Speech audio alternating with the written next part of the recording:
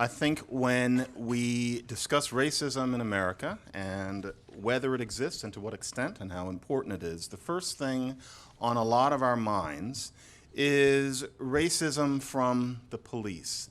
And so I think we need to talk about that first. And there's some things that I don't think we always know. Tamir Rice was a black boy of about 12 who was brandishing a toy weapon, and he was shot dead. The exact same thing happened to a boy named Daniel Shaver not long after that. Daniel Shaver was white. Sam DuBose was shot dead by the police driving his car away from a cop. The exact same thing happened, actually a little bit before that, to a white guy named Andrew Thomas. Alton Sterling was a black man who reached into his waistband and reached for his wallet during an altercation with the cops, and the cops shot him dead. That was a grievous event. And the same thing actually happened around the same time to a white guy named Dylan Noble. Alton Sterling made national headlines. None of us heard about Dylan Noble. George Zimmerman said some really nasty things about unspecified little people and how they're always going around stealing things before he ended up killing Trayvon Martin. Now, that was a terrible thing, especially because a policeman said the same sorts of things, including using the word fucker, before he killed a white teenager named Lauren Simpson. I could do this for 20 minutes. There is a very understandable tendency in the media to report stories of black people unjustly killed by the police. Whereas what we don't know is that for every one of those events, there is a white teenager or 20-something who is killed under almost ominously similar conditions where you've really got to dig to find it out. Now, I'm not saying that there's fake news or some grand conspiracy. I understand why the media are so concerned with the black cases. But I'm bringing this up because I think that generally we're often told that any conversation about race is shut down by the purported racist tendencies of cops who, in a hair-trigger situation, will allow their quiet bias to kill a black guy when, if it were a white guy, he would get away with a slap on the hand. That's a very reasonable assumption. But you know, that really hasn't held up to scrutiny, and it's why I allowed myself to do this particular debate with this particular question. Even the numbers are quite different from what we hear. And so, for example, there is the issue of proportion. So, white men, 62% of the male population. They are half of the people who get killed by cops. Black men, 13%, and they are a quarter of the people who are killed by cops. And so it's disproportionate. So one might think, well, that means that still there is a racist bias against black men because so many more of them are killed proportionately. But no, not really. There's a debate team trick that's going on in relation to that. Because it wasn't so long ago that when we talked about welfare, disproportionate amount of black people were on welfare, but more white people were on welfare numerically. So if anybody pointed out that a disproportionate number of black people were on welfare, it was always pointed out by a certain crowd that no, actually, many more white people are on welfare, and that was considered a smackdown comment. Well, we're in the same sort of situation. Or it was often said, if you kept asking questions, the reason there's a disproportionate number of black people on welfare is because poverty affects black people disproportionately because of structural racism. That was reasonable. Well, we also know that poverty makes it more likely for somebody to encounter a policeman in these sorts of situations. Poverty caused by structural racism, therefore, might certainly make it so that there are more black men killed by the police. And that means that we have to question the idea that what this is all about is underlying pernicious biases of the cops. I almost can't believe I'm saying this because I spent a very long time thinking what a lot of people think about the cops. I have a reputation for saying that racism is as important as people make it, but I always made an exception for the cops. And not too long ago, I had one of my blogging heads conversations with Glenn Lowry, where I told him, Glenn, you've got to give me figures if that's not true. And I didn't know that the figures actually exist.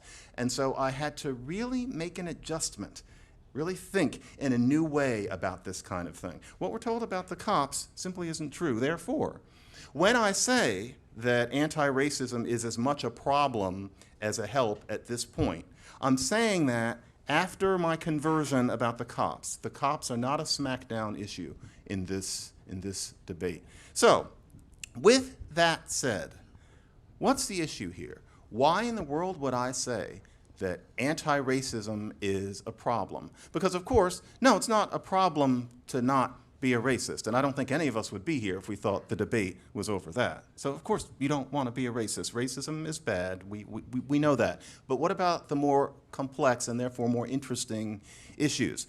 And one issue is that anti-racism as currently configured has gone a long way from what used to be considered intelligent and sincere civil rights activism. Today, it's a religion, and I don't mean that as a rhetorical feint. I mean that it actually is what any naive anthropologist would recognize as a faith in people, many of whom don't think of themselves as religious, but Galileo would recognize them quite easily. And so, for example, the idea that the responsible white person is supposed to attest to their white privilege and realize that it can never go away and feel eternally guilty about it, that's original sin right there.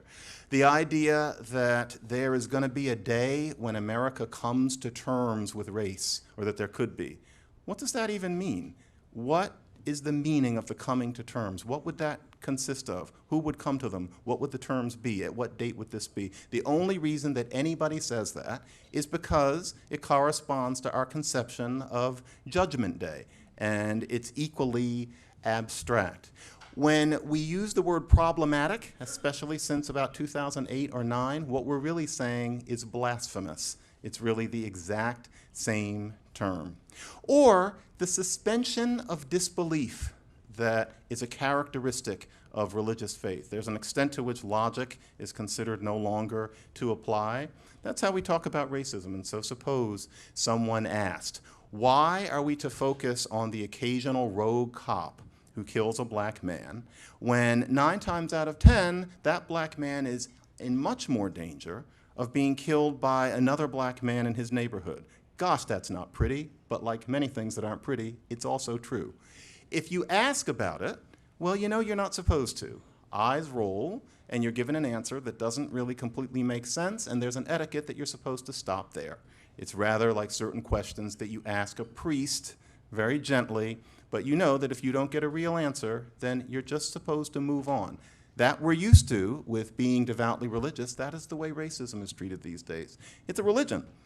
And many of us might say, you know, after thinking about it, you might realize that even if you're somebody who looks on devout religious faith among, say, a Mormon or a fundamentalist as something peculiar, you read books by anthropologists exploring this frame of mind, even if you realize, it might even be pleasant to realize about yourself that you are religious just like them. If you wonder how a Mormon feels, to be an anti-racist today is to be ideologically a very, very similar person.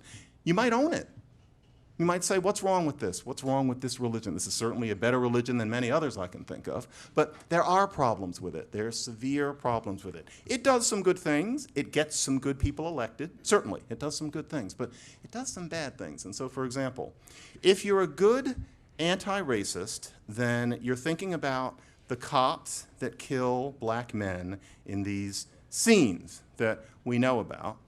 But you're not supposed to think about the fact that so much more murder happens to men like that in their own neighborhoods. You're supposed to think of that as maybe connected to racism in some abstract way, but you're not supposed to think about it. You're not supposed to think about all of those homicides. Every summer in big cities across America, teenage black boys are killing one another in the hundreds over, frankly, nothing. That's somehow less important than what the occasional rogue cop does. That's modern anti-racism for you. That's backwards. Another example, education. To be an anti-racist is to pay attention to the idea that universities must foster diversity. The idea being that supposedly universities wouldn't want to foster this diversity if they weren't made to do so. Now, what that means is that often this diversity is fostered as the result of creating a different evaluation system for Black and often Latino students in terms of grades and test scores. Now, there are various studies that show that that often is not the best thing. And so Stephen Cole and Eleanor Barber did a paper where, contrary to their expectations, it showed that when students are mismatched to a university, it discourages them from getting PhDs. There have been many studies of that kind, but we're told to look away from them. So after racial preferences were banned in the University of California, before they were banned at the University of California, San Diego, in a freshman class of 3,268 students, of the freshman honors students, exactly one was Black. In 1999, this is the first class admitted after the ban, when students were matched to a school according to their grades and test scores rather than there being the kind of bonus that we see. We're now seeing it at Harvard. 1 out of 5 Black freshmen were making honors. Why have you never heard of that statistic? It's actually a beautiful story. These are Black students who did very well, who wouldn't have done as well at Berkeley or UCLA. There's no tragedy. Those students are now out working and living wonderful lives. Anti-racism teaches us not to listen to stories like those. And when we think about anti-racism, we're taught to suppose, we start to not even think about this anymore, that whites need to undergo some sort of massive psychological revolution before we can have any kind of Black success beyond what we have already. Why? Why is somebody talking about their white privilege important when we're talking about making Black schools better? Why is it important for a Black Lives Matter activist to probe Hillary Clinton's heart as opposed to thinking about what policies she will take in terms of criminal sentencing or housing policy or the on-the-ground sorts of things that we really need to be thinking about if we want to help Black people?